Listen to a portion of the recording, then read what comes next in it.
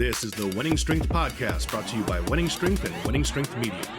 For printed copies of match training manuals, custom equipment, online coaching and analysis, and information on upcoming seminars, go to wenningstrength.com. For DVDs, digital downloads, and digital copies of all of Matt's manuals, go to wenningstrengthmedia.com. Coming to you live from Ludus Magnus Gym in Columbus, Ohio, it is the Wenning Strength Podcast. Here's Matt Wenning. What's going on, guys? So we got my friend that's been around for, I've known you for almost 20 years, maybe longer. Longer. Yeah, I think I first met you when I was like 16, and one of the guys that come up to me that used to train me, Jim Dawson, he was a low 700-pound deadlifter in the early 70s. Mm-hmm. Which is a big deadlift. Yeah, which was huge because I don't think there were many guys pulling 8 back in 72, 73. He knew of you and told me you were the best lifter to ever live. And then Tim Smith was training me. It was a 500-pound bencher at 185 body weight. And I had finally met you at a USAPL meet somewhere close to Chicago. Yeah, I think Dennis Brady Viking Open. Yeah, and it actually wasn't even USAPL yet. It was still ADFPA. Yeah. Do you remember I remember the first time meeting you. Do you remember that time meeting me up there, right? Yeah. And I think I had just broke the American record in the squat, and you were like, if you stay with it for another 5 or 10 years, you're going to be one strong motherfucker. And I was just thinking, damn, first of all, this guy's like a legend telling me I'm going to be strong. Well, when you're in it for a while, you can look at someone and say, oh, if he can stay on the straight and narrow, something good is going to happen. Yeah, and that was a big drive for me because it was only like 2 hours away, So I remember driving up to see you, and I remember the timeline being basically where you were getting ready for, I want to say it was 99 or 98, you were getting ready to pull something massive, and you did a 905 deadlift for 2. 900 even, but the weights weren't calibrated. Are like heavy York plates. Yeah, so they might have been 920. Yeah, who knows? But I remember seeing that in person. That was actually in 91. Was that 91? Yeah. Fuck. See, you're a lot older than you thought. Yeah, I'm a lot older than I thought. So when I saw that for 2 reps, that was still and is still the most impressive fucking lift I've ever seen in my life. Because it wasn't a deadlift bar either. No, and it was a stiff ass bar that had barely any bend before the weight came off Texas power bars. So the bar we bench with is the bar he had to deadlift with, which is a little bit more unforgiving. What was cool is that you learn how to get tighter in there to make the bar explode instead of the bar cooperating with you. So it was just different. And whatever you learn on, you can get good at. Yep. That's simple. If when I go back to use a regular stiff bar now, it's like the first couple of times, like, holy shit, does this suck? Yeah. And then your body starts figuring out a way to do it again. Yeah. That's all. And I deadlifted more with that than I did with the deadlift bar, so it's just figuring it out. And that was one of the tricks. I was never a great deadlifter. I pulled 800. But I don't know if I ever told you this, but you had talked to me about getting rid of the deadlift bar and going back to a stiff bar, and I trained that stiff bar 85% of that cycle when I pulled my best deadlifts. Mm-hmm. And I still never forget that you were like, I'm telling you, if you get stronger with that straight bar, everything you do, that stiffer bar, you go back to that deadlift bar, it's going to feel like a tool. What does it feel like when you train with the stiff bar? So the stiff bar feels like when you push up against it. It's a tiny bit thicker and it's shorter. Right. So you don't have, and it has a higher tensile strength with that. Yeah, so you feel more of the weight faster, probably. It's dead out of the bottom. Right. It does not bend or move.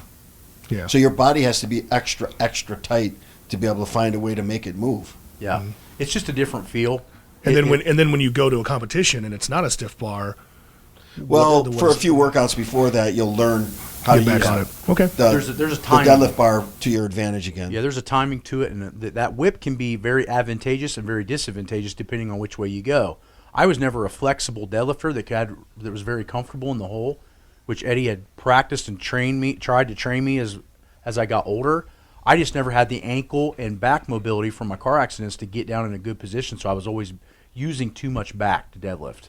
And I watched Halfthor at almost 7 foot getting better positions than I can, just based on the mobility aspect of it. And that just comes from a lot of the ankle stuff. Yeah, and he said, what the one thing that we talked about in his podcast is that he started off playing basketball, and his coach was super adamant at his younger years about being ultra flexible.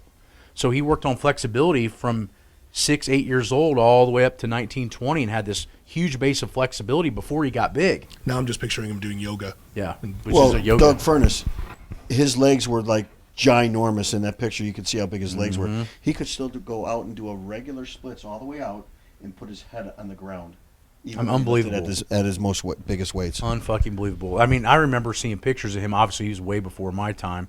Same thing with Doyle Kennedy. But, looking at those guys, I don't really think people understand the level of athleticism that your generation of lifters Doyle were. used to get all the way down there deadlifting too. Yeah. The same thing. Almost like an Olympic Yes. clean setup. Yes. I remember like, seeing video. Misha Koklev does the same thing. Yep. Yeah, and that is totally impressive. So give us an idea. I think a lot of people already know your lifting accolades, and they don't. They need kicked in the balls. But you broke 73 world records. A lot. I never really counted them because, like, when I went, like, one of the Hawaii meets, I broke 2 squat records, 2 deadlift records, but every time I came out to do a deadlift, it re-broke the total record.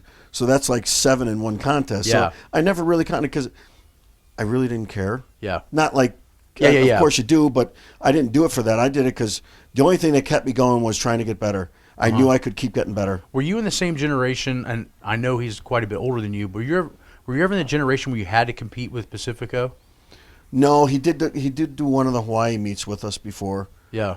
He was already kind of tried to do a little bit of a comeback for fun. Because if you ask the old timers, they say it's, and obviously I'm on your side, of course, but they have a hard comparison to say who's better, you or Pacifico. And in my mind, there's no ifs, ands, or buts. You were way better because you had the monster squats and the monster pulls. Well, with a belt and the old school knee wraps in the gym, I walked out and did 9 1/4 for an easy 2, well below parallel. Yeah.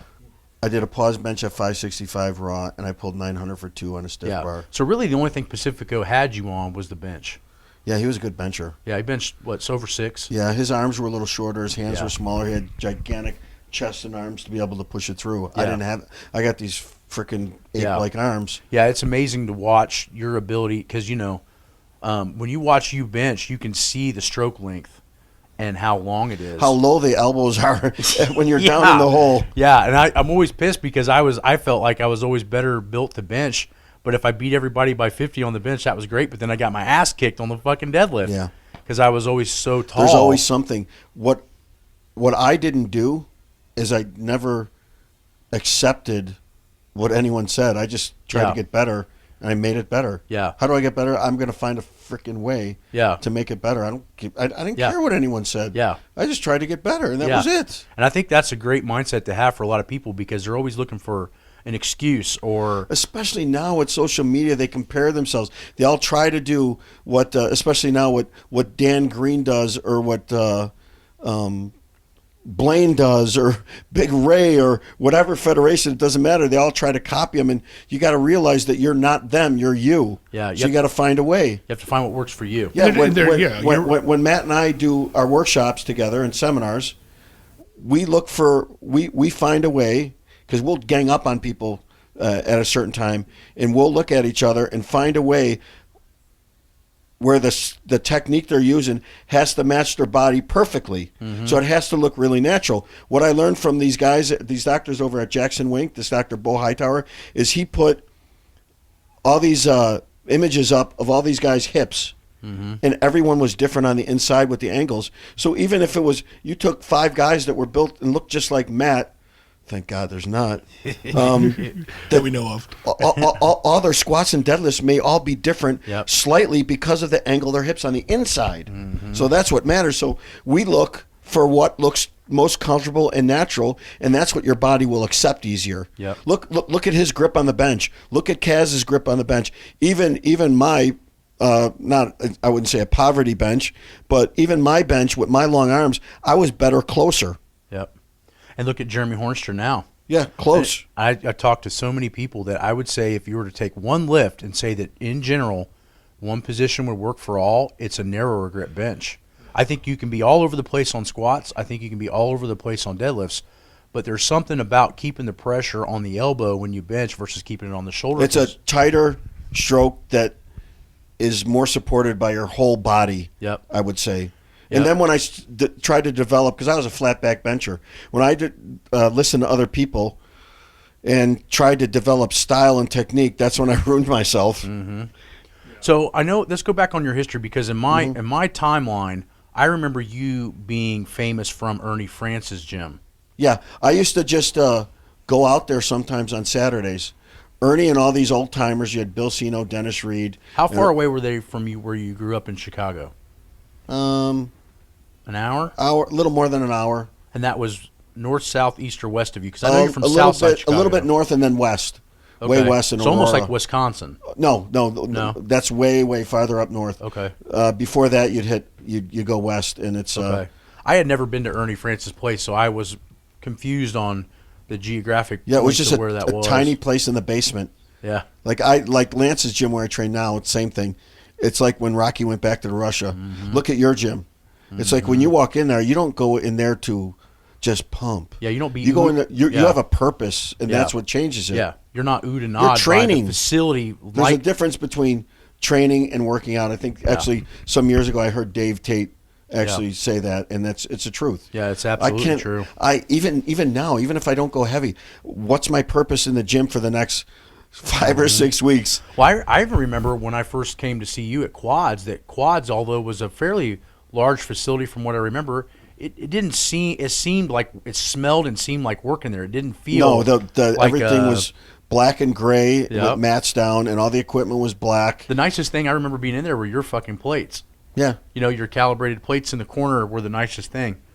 And so you started probably around your own area. Then Ernie probably saw you at a meet. Is that right? My very first meet was like it used to be Class 3 novice. Yeah. And I was 165, but I weighed like a little over 150. And Ernie was my head judge. Well, okay. And they actually didn't have racks that went low enough. Yeah, surprise, Eddie's short. Yeah.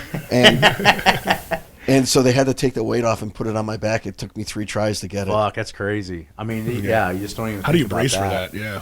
Back in the You day. don't. Yeah. So you I started just didn't training, know any better. Right. Okay. So you trained with Ernie. What I think is really interesting about you is that how strong you got, and you had. I came from. When I started to get stronger, I was around Chuck. I was around John Stafford. I was around George Halbert. I had a team of guys that were kicking ass. Yeah. And I remember you coming from a gym, and you're almost your sole entity. Yeah, I used to go to Ernie's once in a while on Saturdays and do my deadlift workout and all my assistants work. And Ernie and all these other old timers at the time would like do all 3. And like max out on Saturdays. Yeah, I remember you telling me about the training And protocol. Ernie That will was tell you now, fucking I used to crazy. go through it and do my regular deadlifts and then do deficits and then do bent rows and chins and all the other And stuff. that's what was really cool when we went and did that seminar overseas, and we sat down and talked. And I don't think people, unless they've read your book, which I highly recommend you get, because I think it's one of the best books of training I've seen, and it's very simplistic, which it should be. What you know what? Here to interrupt you, when I was just at Jackson Wink with the guy Greg Jackson out in Albuquerque with all the fighters, we had a long talk about mindset and training, and it had nothing to do with weights. Mm-hmm. And that instinct and how you think, for the best guys in the world in all different sports, it meshes really together really good. Well, Albert Einstein had a quote. I'm plagiarizing a little bit and messing it up, but it was like there's genius in simplicity. But if you take the most basic program, but now you got to factor in your, first of all, just go to all the stand efforting stuff, all the stuff out of the gym, your sleep recovery, your nutrition and so on, your mobility or whatever recovery to stretch and get healthy. And then you factor in, okay, figure out a whole training cycle of sets, reps, and weights with the right assistance exercises, sets, reps, and weights with the right technique, and now try to do it. Now there's the genius part. The regular routine should be pretty easy. Yeah. It's the painting the picture around the routine Yeah. that makes it hard. How And do try I to keep tell this people, going? like we were telling people in the seminars, it's not what you can do, it's what you can recover from. Yeah, exactly. And if you don't understand a good base of your stress factors and your recovery factors and your nutrition factors, your training is actually the science behind that's pretty easy. Some guys never learn. Yeah. Yeah, you're exactly right. And I think that's why we see such a short lifespan in our sport. Yeah, some guys get really, really strong fast, but usually those guys get hurt really fast because they don't know how to keep it going or know how to turn it off and change gears. And okay, I hit a wall. Yeah. Let me find a way to go around the wall. Yeah. It may take a few more months, and I'll find a way, Yeah. and then you can go off again. A lot of guys just keep And how butting disappointing up against is it that, until they break. I mean, and how disappointing is that? Because you're seeing someone. It is because I really like watching strong guys that do it right. Yeah, you're It's absolutely great right. seeing big lifts. Yeah. And you Yeah. want to see what they're going to do in the future, and Well, then I they think- just disappear. I think the big thing that we talked about too a lot, not really in public, was the fact that every time you step out from a meet and you have these new numbers to go off of, you're never in that same pond twice. So the new directive can't be how you got there the first time, because now, one, the body recognizes the movements, it's mastered probably that, and it's probably used it to the fullest, and now there has to be a new way to get more strength. How do I build a new base Yeah. that my body will grow with Yeah. again? I don't think we ever run out of an ability to get better. We run out of ability to think smarter. Yeah, because you get caught up in your own trap in your own brain, and a lot of times it's fear. It's uncomfortable to go there.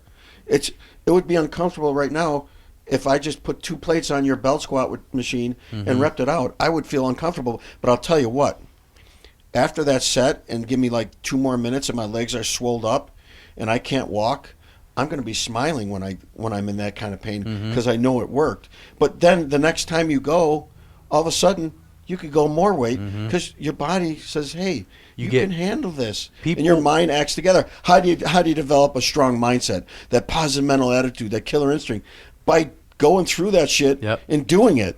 You can't just say, turn it on. This is what I want you to do. Focus on these words. You got to get comfortable with being uncomfortable. Yeah, don't worry about it. Well, and I think you guys bring up a good point too, because if you think about being at a meet as being your optimum self, like if you think about you've trained for that meet and you've gotten to that point, regardless of whether you go 9 for 9 or what you hit, that is as good as you're going to get.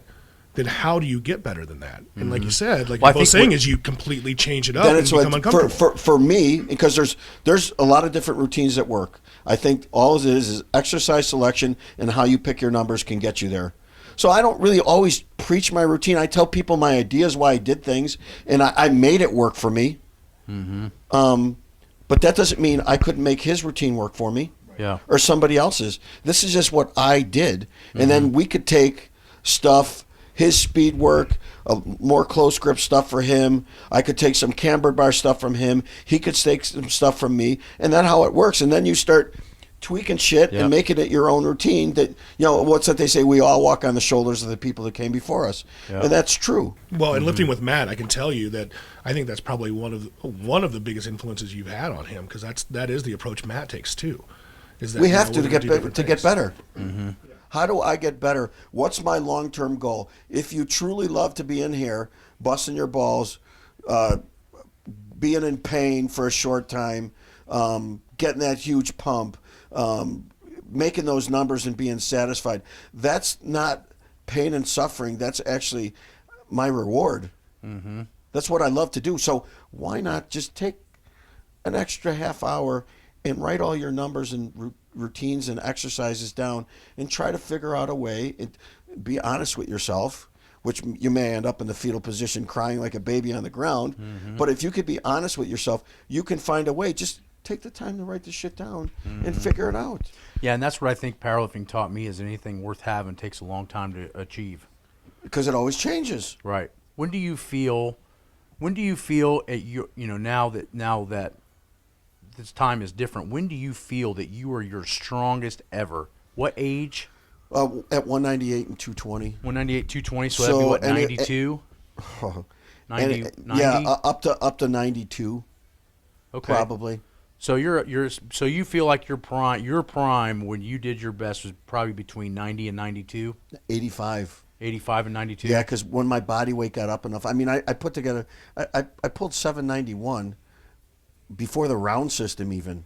We're escalating weight, so I fouled myself like 3 times. 749. And they were strict on those rounds. So you had a minute to call it in and 3 minutes to go, 3 times in a row. So then on my second attempt, I called for 788 or whatever, or 793, and it weighed out to be 791. And the weight couldn't stop in those days. So I pulled it up over my knees, it stopped, and then I kept going. I got red lights. So I had to follow myself again and do that again at 181. But that was with 2-hour weigh-ins, Yeah. no deadlift bar, and no round system. Yeah. So I followed myself 3 times. That's insane. I mean, that's probably one of the most impressive things ever. So you're saying 85, 90 to 92 you felt like was your prime? Yeah. I think what a lot of people want to know is how did you come back and still maintain some form of training with double hip replacements? I don't know. I just decided to do it. And I remember you sending me, I might have been probably not the first, but close to the first few guys that you sent a video of you overseas walking. Yeah. And I was like, didn't he fucking just get cut on? And you were already standing up walking. And that's when I think what the point of that is that you have got to be mentally one of the toughest fucking dudes I've ever met. I get that from my mom. Yeah. Like, When I met your mom, she's tough as she's shit tough too. as tit. Now, my mom has osteo and rheumatoid arthritis almost her whole life. So sometimes her hands are all swelled up. Her toes don't go the right way. She's had both knees replaced, shoulder replaced, hip replacement. And that's what I found from you. And you she know, would still go out golfing. what was interesting about being around your family is hip issues follow your family. It's just the way it is. So I got the arthritis in my hips and stuff from my mom. I'm sure powerlifting sped it up a little bit. Yeah. But it wasn't the cause at all. Or Right. else And that's where I everyone would think have hip people replacements. constantly look at you and go, well, you know, squatting like Eddie or training like that's going to cause a hip replacement. And what they don't realize is that a lot of that's just genetic. Genetics, You know? hereditary. Well, what they don't realize is your powerlifting allowed you to be up and walking around. Probably definitely. weeks after. Like the last hip replacement I had, my cousin did here, and it's a new style where they have a anterior approach, so they cut you more in the front. I remember the pictures. So they don't the ones in the front, they don't cut through muscle, they cut through just fascia tissue, so it heals faster. Yeah. So he says, you know how to do your own therapy. You don't need Go to ahead and to do a it. That's therapist." fucking awesome. And actually, it was better. So you had your first one done in Finland, or Norway, Sweden, a little over 7 years. November 22nd, 7. and then your second one you had done in Chicago. Yeah. I remember For you Southside. doing that My one. cousin did that one. Well, overseas they were like, they allowed to do you could do a little more stuff than what our FDA allowed. Yeah. So I had it done. You know, Hega's from Norway, and they have socialized medicine, but I had it done in a private hospital. So I was like the only one on my floor. Did Yeah. they give you like a horse hip or something? Did they? I don't even know. It worked. Yeah. Count to You 3, just Eddie. right So, before you pass out, you see them wheel I'll tell another you guy this into the room. personally. I've only ever seen one time the video when you bucked your knee in and blew that fucker clean out. I don't remember what the weight. I think it was 9-ish. 970. 970. Do you remember that day or that 100%. happening? So give us a. I think people want to know because there's only going to be a handful of people that ever can get that weight on their back. I made a rookie mistake. So what did you know do? what? I was ready to bench freaking 600 that day too for the first time. So you had the arms and the Yeah. shoulders were ready I to said rock. to myself, you know what? I'm going to go 1,000, 600, and 900. No problem. And I made my own mistake. I set up too fast, and I put my right leg out just a little too far. So when I came down, It turned your knee in a little. I felt it going in, and it was like... Was it like I'm, slow I'm motion? standing in front of the train, and I know it's going to hit me. And I couldn't stop it, and then it just snapped. But because I trained with Ernie France and all the old-timers, I knew how to dump a bar and get out of there. Because it happened on the way down. They didn't have time to grab it. I would have been just Dude, destroyed. I know. I saw that, and I was just like, fuck. And Doug, I was lucky. See, Doug Furness was right there. Yeah. So he ran up on the platform right away, and he calmed me down because when something blows clear through like that, there's no pain. But I'm sitting there fucking in shock, screaming. But there was really no pain. So Yeah. what all damage did you do? Like what did I you tore my patellar tendon, mid tendon in half. It just snapped in half. And any other damage that was around there, my cousin said I just sutured up with the strongest stuff we have. I didn't put a bar on my back for 6 months. How? And then what was your best squat after?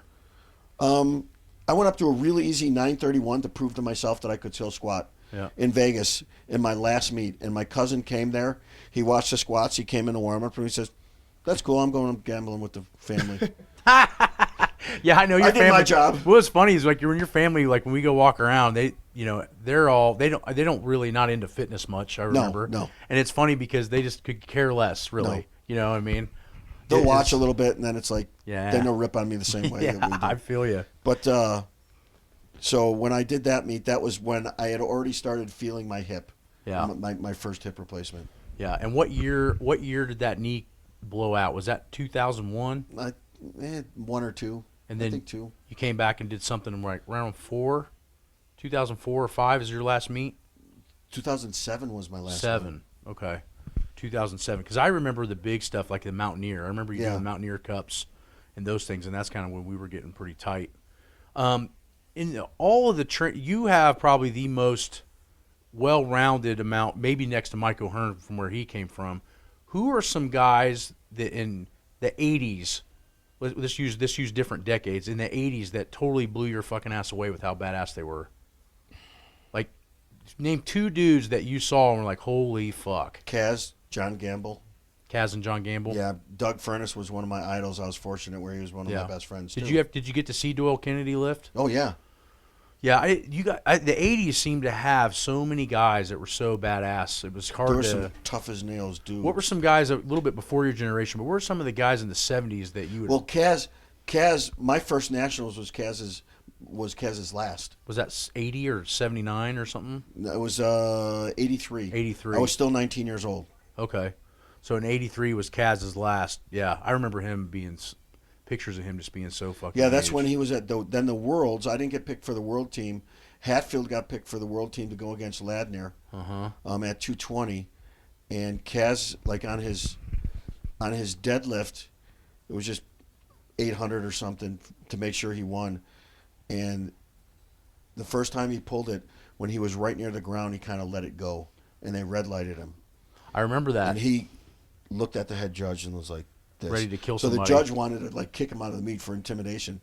So they let him take his next one for the win again. So he pulled it up and he let it down super, super slow and just stared at the head judge the whole time. And that video is around because you can see it. Because I remember, what's his name, the guy that used to do all the announcing, talking about that on the Wild World of Sports. What was his name? Dr.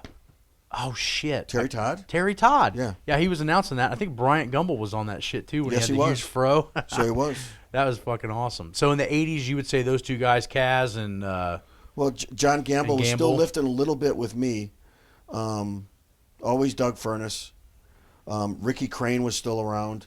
Mike Bridges. Mike Bridges, who I was thinking of. Yeah, he went 181 at my first national championship, and I missed weight by a pound. I couldn't get it off no matter what. I was 19, so I took second to him. I got you. Mike Bridges was another one. Now, what about the 90s? Who were some guys in the 90s that you thought were just psycho? Doug was kind of leaving then to go into pro wrestling. What about John Cooke? When was he at? He was kind of right before me. I saw him lift in the ADFBA a couple times. I saw pictures of him, and didn't he have a 900 pull? I don't know if it was 9. No, close. He pulled 870 at 242. And then he had did he have right at a 600 bench or close to? When he was like super heavyweight or something. Yeah. And then a low or high 8, low 9 squat. Is that right? Back in the old days, he was a strong. That's dude. Impressive. I wish I could have always talked to or got to meet Don Reinhold. I know he's still alive, but I don't know where he is. Still up near somewhere in New York. New York, yeah. So I would have said, So in the 2000s, you'd say, give me 2 lifters that were just badass. Well, you know what? If you get out of the U.S., one of the best lifters of all time, you got Olek from Poland at 165 in the IPF, who has lasted the test of time and wins and still sets world records. You have the little guy from the lighter weight guy from Russia, who has 800 world championships, and then you have a collection of new guys. Mm-hmm. But I was there with Gene Bell was always a teammate. O.D. Wilson was a teammate. Yeah. Dave Jacoby was Mr. Numbers all the time. All his lists were perfect and even at all times. Gotcha. Dan Austin. Yeah. Was some I remember guys. hearing those names. That's just when I was just coming up a little bit as a teenager. What do you say from about 2000 to 2010? Who were the guys that impressed you the most? I was hurt a lot then. Yeah. It all depends. I don't know. I can't really pinpoint anyone. I remember Brian Siders kind of coming on the scene. Oh, God.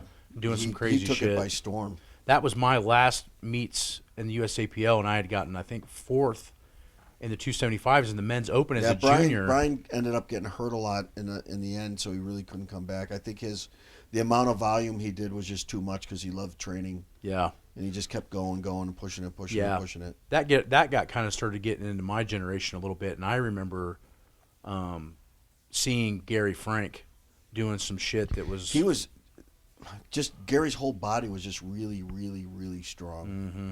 I remember him just having huge everything. Yes, massive. His wrists, his ankles, everything was just thick. The one thing I remember is the first time I did a pro meet in 2004. I was in grad school, and that was the first meet I squatted 900. And I remember Gary, after everybody had got done at that meet, Gary was in the back, and he was just not very well known for doing a lot of GPP work. He would just hop in and squat, hop in and bench, hop in and deadlift, from what I've ever seen. And I remember him starting the bar at 6, taking it out, nothing on, just in a pair of sweatpants, no belt, did it for 5, sat around for like a half an hour. Yeah, there wasn't a lot of warm-ups. No. Then he did 700 and put a belt on. Then he did 800, put a belt on and briefs. Then he did 900 with suit bottoms and briefs. And then he did 1,000 for a double, and that was his workout. Yeah. And that took 2.5 hours. Kirk's warm-ups in the warm-up room would be 245, 445, 645, and 845 or so, 850, whatever it was. Yeah, that's fucking That was crazy. it. I saw George Hector at in the 80s, in one of his meets in Chicago, one of the nationals. Yeah. Do I think it was 85.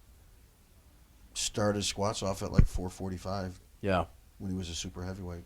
Yeah. So I would say for me, just seeing Frank and seeing Siders, those two guys really stand out to me as being some guys that did some pretty crazy shit. Yeah, and they were both really nice and approachable. Yeah, too. super cool. What do you say about from 2010 to current? Who are some guys that are now? And just so it's not embarrassing, you can leave me off this list. Really? Yeah, you don't have to mention. You can pick other people. Because you were the top 3. I mean, Yeah. I'm blushing now. Third honorable mention. Yeah, what's your name again?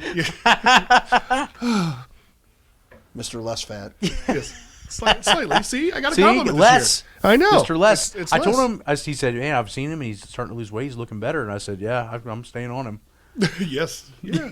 And we all need to be accountable. It's a baby step. And you know my trainer partner, Rob. Yeah. So we go get all this stuff for Half Thor and Shaw. He sees us at Costco. Oh, the shopping was awesome. Well, he sees the grilling utensils that we get. And he's like, hey, I have those utensils. You know how he says weird shit. Utensils, they're really nice. I said, what do you use those utensils for? Monster energy drinks and fucking oatmeal cream pies. Yeah. Like, do you grill those? I don't understand how that works. You heat them up in the microwave a little. This guy Scott Smith in the old days, I said, well, how can you gain so much weight? I don't have an appetite. He goes, have a donut with every meal. There's always room for a donut. Yeah, you'll gain weight. So from 2010 to now, who are some guys that you're seeing? There's some great guys. Right now, it seems Multiply's dying out a little bit. Yeah. I think in my opinion, I think it's been dead for 5 or 8 years. It's been going down. I said 2012 was probably about it. Hoff still does some big numbers. Yeah. Brian Carroll, for what he came back from, pretty impressive. That's extremely. He's a pretty smart dude. I mean, I think people. Yeah, and he's grown over time. Yeah, and he took his time to get nice up there. Guy. Every time I've seen him, Brian's been really nice. Super nice guy. But I don't know a lot about Multiply guys now. Yeah. What about just Raw though? Just guys in general, just impress the fuck out of you. You got Milanichev. Yeah. He's got to be one of the top guys. If you think as long as he's been around, the numbers he's consistently hit. Yeah. I think this year he's going to do some really, really impressive things. That was my big claim to fame, is that first Raw Unity I outbenched him. Yeah. You know? But that's the only thing I had to beat him on. Wherever you get it. Wherever I get it. To it. Yep. That was super heavyweights, you got him. You got Gwaine is quite impressive in coming around from Australia. Yep. You got Blaine Sumner. Oh shit. Doing some Ray Williams. Ray Williams. You got Sean Doyle. Yep. You got there's that big giant Czech guy. Yep. Who's like God enormous. Yep. Eric Lillibridge. Yeah, Eric's doing some crazy shit. Dan Bell tied for third there. Yeah. What's his name? Ungodly Strong, but he's back in the fighting from Australia. Oh yeah, he did well there. Yep. There's there's some handful of dudes. There's some guys as far as heavyweight guys. Yeah. In my opinion, in the middle, in all the weight classes right now, weightlifting is almost back in the 80s as far as how many guys are badass. Yeah. I think there was a flat spot between 2000 and 2010 where there were a few guys that were doing some crazy shit, but as of right now, comparatively to, I don't really follow Multiply a ton anymore, but compared to single ply and completely raw or just knee wraps, there's a ton of dudes that are doing some unique shit. We got such an influx of a huge amount of athletes that our pool is a lot greater. The Russians used to have such a huge pool, and we didn't. What do you attribute that Just to? think if we had that pool in Olympic weightlifting, what we'd be able to do. Unbelievable. What do you guys attribute that to? Because it really does seem like there's been an explosion. Social media. I think people Social media, CrossFit has helped out a lot. When people used to laugh at CrossFitters all of a sudden decided, let's get serious and not be a joke, and they ain't no fucking joke anymore. Yeah. They're some badass dudes. Yeah. So you think there's a move towards? I think extreme. And people like to feel strong, and they like the movements. When I go overseas, a lot of times there's a lot of just women alone that love the powerlifting movements because what it does to change their bodies. Yeah, and I hit on that. I'm going to hit on that because here's the thing. I think the big change came from women, and I'll tell you why. In Eddie's generation in the 80s, you wanted to be anorexic, have no muscle, and have no athleticism. They thought that was fit. They thought that was fit. Now, CrossFit has taught girls that it's okay to be stronger and carry more muscle, and that's helped the marketing to make extreme lifting, extreme CrossFit, whatever the fuck you want to call it, that extreme training has become more widespread due to CrossFit. That's a good point. People watch CrossFit now and watch the games and go, I want to look like that. There does seem to be a lot less. It's not necessary for all your curves to jiggle all over the place. Yeah. And now I think they stay put. The men have always wanted to be Eddie or Doug Furnace or taller or whoever. But the point is that I think women is what's changed it. Yeah, huge. I think that's made weightlifting more appropriate for normal people. And I think you see that too when you go to the Arnold. Like even now compared to 5 or 6 years ago, there are a lot more women. I think at the Arnold. Look at the women powerlifters at the Arnold now. Yeah. And look at like Brooke here with doing strong women. Well, think about it in this perspective. 1985, go to a gym and find women squatting or deadlifting. Very, very few ever. What about now? Yeah. Huge. That's where I think you've seen the big change. And people go, hey, I'm pretty good at this. I'm going to do powerlifting. Mm-hmm. Whereas back then, they never even got exposed to it. I think that's what's done it. I attribute that to the females actually wanting to get stronger, at least from what I've seen. I totally agree. So give me, if you have to say one, best deadlifter ever. If it's pound for pound, it would be somewhere. You got Lamar Gant, and you got Andy Bolton and Benny that did those monster numbers, and then there's a lot of us in between. Yeah. So I don't know. I'd say consistency. Bolton pulled 940 times that's a lot in competition, which is impressive. But I still say, and maybe because I'm biased and I know you so close, Ed Coan and Andy Bolton, two best deadlifters ever. Well, I'm very happy and proud of the way I did it and what I had to go through to do it. Yeah, that makes a lot. And I don't say. But covering what really makes you even better than that is the fact how many weight classes you covered and pulled insane shit. There's been guys at 165 that pull crazy shit, but they go up to 198. They're not pulling. They lose their leverages. Right. You never did. Yeah, I had these arms and these freaking hands that I never, never grew into. You can't really see it in this thing, but his fucking hands are almost an inch longer in the finger than mine. If you ever get a chance to meet Eddie, in person, just check out the mitts. It's insane. So you have basically 340 like a giant puppy that didn't grow into his paws. He's all paws. But you also have size 13 shoes. Yeah, pretty close. 12 in most sizes. So you wear you're 5'5". Yeah. And a 12 shoe. So shrinking a little. Yeah. Well, they probably shaved a little bit off on the hips when they did the hips. Probably. That's where you lost it. Okay, so we got the deadlift pretty much covered. Best bencher ever. Well, Jeremy Hornscher's right up there because he's been lasting a long time, and he came back. To come back after you've been injured and life shit happens. Yeah. That's pretty good. Mike McDonald in the old days for what he went through. Mm-hmm. Larry Pacifico put up a lot of good numbers in a lot of different classes. Mm-hmm. Mike Bridges did raw 529 in a full meet with 2-hour weigh-ins. Pretty beefy. Yeah. Kaz at 275 and super heavy. Yep. 661 was hard to beat. Yep. Especially in a full meet. Yep. That's the thing, a full meet. And it's not like, oh, well, he squatted, then he benched, then he deadlifted. It was like all the training in the squat and deadlift and bench leading up to that meet and the wear and tear takes a toll on you. There's some great benchers now, though. So. Yeah. That would be hard for me to say raw because you're right. They're so hard to say. And equipped, Ryan Kennelly, tops.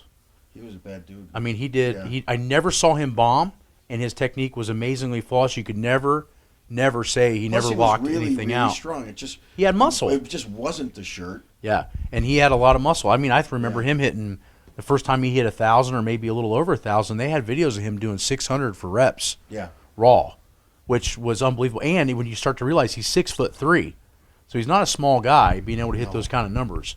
But yeah, I'm right with you there. I think Jeremy Hornster would have to be one of the top for the longevity and the number. You know. All right. What about squats? Best squatter. Well, when you get into raw stuff, You had to pull them all together though, and only pick one. well, Just a Ray Williams, Yeah. super heavyweight, I'm fucking 1,050 with just tight knee sleeves on. It's fucking insane. And walked out with not a squat bar. with not a squat bar, and he's that big to get in it. He's a very large man. His most impressive thing to me, although his squat is absolutely insane, is that how much he was able to progress his deadlift. He's not really That's what I built to told him pull, last year. I said I was more impressed because he ended up with like an 860 or something pull. which is amazing. Yeah, especially at his size. With that much midsection, and I mean, he's able to get that. So He's a meat lifter. He really comes on hard. with He's the fun meat. to watch. It's like Yeah. he's really And fun. He gets you know what? intense. And a lot of times when you say, who's the best and stuff like that, a lot of times I got biased only because if a guy's a nicer guy than another guy, yeah, it kind of gives you a Ray little is like, you look at his smile and everything about him, and Super he works nice. with kids and stuff like that. Super and nice it's like dude. Super nice guy. yeah, best lifter ever combined. If you had to say, It all depends because if you go with longevity and it all depends if you go by longevity and records, but then at the same time it's like, can't have a weak lift either. yeah, you don't want to have a weak lift. I did pretty good. Yeah. I know I'm up there. I'd say yeah. The hard part is it's hard to say one. I'd say you're there. I'd say Milanichev is close Yeah. for the And longevity. Like I talked about Oleg and Oleg. and the little Russian dude. There's some fucking. I mean, you go women that have lasted a long time. Priscilla Ribbick's lasted a long time. She has. And that Laura Phelps lasted a long time with multiplying stuff She did. like that. She lasted a long time. So I don't know, who do you choose? Then it's all just playing favorites. Yeah. Let's go the opposite end. Who's the worst lifter of all time? Let's just throw some people on there. How many meets have you gone into? No. Oh, I'm sorry. I dropped something under the desk here. I the gotta lay worst down for a eater little of bit. all time. We were I'm a all pretty good dieting. eater. Went to Longhorn. And he ordered the firecracker chicken wraps and ate a loaf of bread in front of me. While I did was not. trying to First diet. of all, I did not eat that loaf of bread. Let's make it clear to our listeners. Okay, you had a slice. I had a couple slices of bread. Okay, a couple. The firecracker chicken thingies were Those are- pushed. They were good, and you were they- pushed on me by the table. Yeah, that's true. Did you eat 'em? Brooke, yes, I did eat them. Oh, so peer pressure. It was peer pressure. I had no. You know what? So you're a pussy. Oh yeah, absolutely. I'm willing With to admit food, that. with food. Yes, yeah. Just in general, really, I have a low, But not anymore. low threshold for pain. No. Well, I just Yeah. wanted to tell people what I learned from you, and from a kid was I learned that the benefit and the need to be able to look at things long term. That was a huge thing for me, to let me know that that getting stronger was about being patient and laying one brick at a time, and Those then bricks add up really, really quick. they add up quick, and they also build the foundation to never get hurt. Mm-hmm. And I also learned a lot about keeping things simple. And my programming actually, when I had left where I was at, started to look a little more like yours, and was a hybrid of what I had That's all it learned. is. And yeah, It could be the same, but just slightly different. yeah, When you say you don't want a weak point, I describe it as a suit of armor. I'm putting chunks of muscle with different exercises in places that are weak, normally weak, so that wherever you hit or shoot, there's a chunk of muscle there, and I can blast through it. only as strong as your weakest link. Yeah, and what I say is, here's your strong point, here's your weak point. You're always going to have a weak point no matter what. But you got to stop the damage or the distance from the strong point getting so strong and having too much of a gap. So you got to bring up those weak points, or else when you're here, you're going to get hurt. Yep. Your training will stall or something. Yep. When someone does a training routine, and usually about 3/4 of the way through, they miss weights, they get hurt, they become unenthused. Usually the first thing they say is, this routine sucks. And it's usually, no, you suck because you thought you, just because you deadlifted 500 that you're going to deadlift 600 the next training cycle. So you based your numbers a little wrong. And you know what? The one thing I learned from Charles over many things, but the one thing I learned from Charles Poliquin was we tend to overestimate what we can get done in a year and underestimate what we can get done in 5. Yeah. It's like, you know how fast 5 years goes by? So fast. So let's say you did 5 training cycles in a year, and you got a little bit better, not just at your squat, bench, deadlift, but your squat, your pause squat, your belt squat, your high bar close stand squat, your deficit deadlift, your stiff leg deadlift, your Romanian deadlift, your bent row. You got stronger in your shoulder presses, your close grips, your inclines, your close grip inclines, your dips, and whatever else. So what I want you to start to think about is when people ask me this all the time, well, how is your and Eddie's training any different? And I'm saying the only difference was how we sometimes attack sets, but you had a broad spectrum of many exercises you used to get way better. My whole off season was all my weak points, but they were a variation of a squat, bench, and deadlift and assistance work that I knew would transfer over. Front squats never did a fucking thing for me. So I did front squats once or twice in my life. That's it. Why would I do them if they don't work? Yeah. And that's the thing is you have to learn what you apply out of your library that works and put it in and experiment and to find out what the toolbox is you can use. Yeah. And that's... It has to have a purpose. I'm not going to go in the gym and just do concentration curls to get a peak bicep. If at that time, if it didn't have a purpose, it wasn't going to help my bench or deadlift or whatever else. Well, I think that's what hurts a lot of people with the variability in conjugate. There's too much variability with the lack of education of knowing which exercises are going to help you. Because you have to have enough variation to keep it fresh, but you also have enough specificity on your weak points to make sure the training goes forward and positive. Where those exercises have a relevance and exactly transfer. So you had the thought pattern similar to that. It just didn't. Nobody ever appeared that you ever trained that way. Yeah. Well, everyone likes to say their way's always better and this and I never say that. I never try to push my routine. I tell people the way I did it, why I did it that way, and you actually can too. Just take your fucking time to write out that routine, to figure out a way to get what you want. And make sure it's doable. Hey, you know what? We all learn shit from other people, so just take your time. Maybe you'll come across something that isn't inherently perfect for you. Do it. If you're making progress, don't listen to me. Yeah. Don't listen. Just keep going. Go. There's such a dichotomy of lifters and of people and fitness and everything, and you'll see it just in comments. You'll see it like comments on different lifters' I think the only time you videos. want to listen to people, even if something's working, is if it's something that's unsafe, that's going to cause you a shorter career. Yeah. Because if you're a 550 bencher, you're strong enough to bench 600. You just got to last long enough to withstand the volume to get to 600. The point is that if the way you're doing things is really hard on the joint, like bending your wrists way back or flaring your elbows crazy out, it's going to shorten your lifespan. Yep. So you have to find the things that work, but the things that also are not shortcuts. You can't. Yeah, and that's the way to go, I think. Yeah. So I think we have covered so much. And all right, what would you change?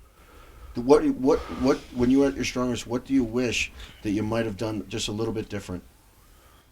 I mean, to be honest with you, it's a personal thing because it involves you, which is, I think when I got out of grad school, I probably should have went to. I still sometimes regret not going to Chicago. I think I should have came up and learned from you. You had your best interest in getting me better, and instead of that, I saw the ferociousness at Louis' place, and that's what excited you. And you were already kind of going on the way out, and I knew these guys were still pushing for blood, and that attracted me as a young man. When in reality, the excitement. I would have maybe taken a few years to build a bigger base. Yeah, because you were going to let me experiment, and what I did, and I think a lot of people don't realize this, is when I left Louis' place and I started doing my own thing, the only thing I did different was I maintained the system, but I got smarter at picking what worked for me versus what was better for the group. So the people that which is the way it should be. If you're right. Like we talked about, I'm not you, you're not me. Right. You're going to do shit a little bit differently. I'll watch you to see if I can learn off you, and vice versa, and that's how you get better. But yeah, I think that was one thing I would change. Probably, I would have, going back farther than that, and not knowing, after my car accident, the physical therapy was not what it is now. And they didn't know that I needed to be constantly stretched, constantly bend and torqued. I agree. Because my calves, rehab part, I would have. That's definitely been better for me. My tightness would have been alleviated or at least put to a minimum, and I think it would have helped my deadlift be what it could have been if I'd have had that. But the doctors at that point were like, let him play when he gets out of casts. Don't worry about it. And that was probably the worst thing. They didn't know. Because they didn't know. What were some things you would change? Well, I wish I would have had, like when I went to those doctors at Jackson Wink, I wish I had them, Stuart McGill, Stan Efferding, and maybe I didn't need me to watch you, so I would have liked you to watch me. Yeah. Because I had me only to coach and to go by things by. So even though I did really well, I think I could have done better if someone said, hey, let's switch this a little bit. Let's switch that a little bit. Yeah. You don't really need fucking Cocoa Krispies for breakfast today. Maybe you should have a steak. I think both of us could have learned a lot from Stan. Yeah. We could have. He has a very nice, simplistic approach. And why Stan has the edge and why I think people need to listen to him is Stan was like me in a sense that I had to scratch and crawl for every gain. And Stan, that nobody knows this, I think he might have not even said it in the podcast, he graduated high school at 140 pounds. Yeah, he was. I saw some pictures of He him ground his way to get that big and that strong. And that you have to learn because there's no shortcuts when you have shitty genetics. No. I vaguely remember 140 pounds. Yeah. He was like the original hard gainers routine. Yeah, he was a hard gainer. And what was funny was listening to him with his training protocol was I just tried to get stronger every day. That's all I tried to do. It didn't matter if it was this much. It adds up. It adds up like we were talking You just got to about. stay healthy, so you got to have a bit of a system. You can't just be, Yeah. going So to tell gym us and just where go you're going to crazy. be at the Arnold. What booth? You going to be at the 8-man booth? I don't think 8-Man has a booth, but they're going to be around filming. Okay. You going to be at the Slingshot booth? I'll definitely hang out at the Slingshot booth. My buddy JB Boss is there, who's completely out of his mind, him and John, so that'll be fun. And then I'll be watching the powerlifting and strongman. Awesome. Will you be backstage? Because I Yes. noticed last year you backstage, you're actually coaching a little bit. If you Yeah. don't mind, do you mind talking about that a little bit, or Where? at the back at the Strongman? Arnold? Yeah. Yeah, I was actually watching Brian deadlift and cueing him at the beginning on his warm-ups. Everybody needs it, no matter what. Yeah. I almost can't stop myself if I can help somebody. No, it was really I was cool born seeing. with a conscience, and I Yeah. just can't stop it. And Brian is so super easygoing and nice. And the first time I met Thor a few years back, is I was like, he just walked by me. I tried to say hi, but I didn't get his attention. I'm like, fucking dick. And then you realize these biggest guys are the nicest guys in the world. Yeah. I'm gonna get a picture of me and Thor. I want with that picture. Brian Shaw next on the other side. I'll have Yeah. my camera when I'm backstage. Yeah, Just so you flag can me s- down. I you will can take that see- picture for you. You can guys. see that there's a slight differential A little bit. inside, Yeah. but I'm gonna put my hands up next to them and come a Yeah. lot closer. That's all I got. Yeah, he's a fucking beast. Well, Yeah, go. but, and then I like being around strong shit and watching it. Here's my deal. When I was a little kid, I watched Pumping Iron, so I tried to be Arnold. I went to my first bodybuilding contest as a teenager before they even posted music. So I followed Franco's posing routine out of his book. Mhm. And then I met Arnold at a Sears store back in Chicago. And I was like, look up like this. Oh, shit. Arnold's 6'2". I can't be Arnold. So I tried to be Franco. Because Franco was like my height. Uh-huh. So, and Franco was always strong. Yeah. But big. Yeah. So I tried to be Franco. And then I saw Kaz on TV lifting on Wide World of Sports on one of our national championships. Yeah. The old USPF championships used to be on there. And I was like, well, wait a second. You could be that big, that strong, not Yep. have to wear tights on stage or not have to diet like that. Win. I got remember that. a picture, That's the way to and go. you'll have to tell me what year it was, but I remember a picture of you, probably when you were at your thickest, and Kaz was still really big, and you guys are standing next to each other, and the only difference is height. You're as wide and as thick as Yeah, he is. I don't know what year. That but one yeah. might have been like 86, 88. 88. I don't know if I was 242 yet, but I never really weighed 242. They were in like the 30s. I just wanted to squat 1,000. I just remember so seeing got that up picture in weight. going, holy fuck, this dude is the same size as Kaz, just like a foot shorter. Yeah. And it was impressive as shit Yeah, I was to as see. wide as I was tall. You were a badass. Let's see that picture. It's You know, and awesome. my neck was like 24 inches, only because my head was so big. If my neck didn't accommodate it, it would have broke. I see that being a lot of tailored dress shirts. Like you're not just buying anything. Yeah, off there the wasn't rack. a lot of buttoning going on. No. Ties not buttoned up Yeah. all the way. But it's like, what? These are your genetics. Accept them and try to get better. I didn't accept my genetics for anything. Yeah. My sumo deadlifts looks really good, but it's not the perfect sumo technique. Yeah. Because I didn't have the long legs. That was the other thing that was impressive is you could pull insane weight sumo or conventional. Pretty much, yeah. My conventional was just all your. I only did 6 sumo workouts before a contest. Fucking crazy. I was just glad to see that one when you were still in that super prime before you tore your groin. I went 800, 820, 840, 860, 880, and 900 before a meet. Speaking of sumo, once and for all, can you put down the bullshit that's like the deadlift versus sumo deadlift? Actually, like someone who wasn't a sumo deadlifter said that like as a joke, and now people just say it all the time. Yeah. It's just stupid. It's ridiculous. Yeah. It's stupid. Yeah, I see that. I see that. It just like take someone who doesn't sumo deadlift and try to have them do a right sumo deadlift. They can't do it. Right. Well, it's like when you have seminars here in the gym, and you'll have someone get down, someone that's can deadlift, try to get them get into a sumo deadlift, and they'll bitch. They'll bitch. Weak as a kitten. They'll bitch and complain about. Usually, that's real popular with when bodybuilders switch over. They don't have any adductor strength whatsoever. Mm-hmm. Yeah, you're absolutely right. Yeah. You're absolutely right. We'll see Eddie at the Arnold Classic. I'm hanging out, having fun. Having fun. He's the nicest guy you ever meet. The first 5,000 people that come up to me and say something nice, they get a free Ludus Magnus shirt. You have to come and collect it at the gym because I won't be there more than a couple hours. All right, that's it. Thanks guys. Matt. Thanks, big guy. Thank you.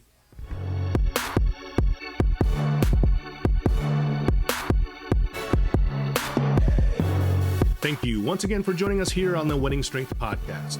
Don't forget to check out wenningstrength.com and wenningstrengthmedia.com for all of your training needs. And while you're at it, subscribe to us on iTunes and Stitcher. And if you get a chance, give us a 5-star review. We appreciate it. We'll see you next time on the Wenning Strength Podcast.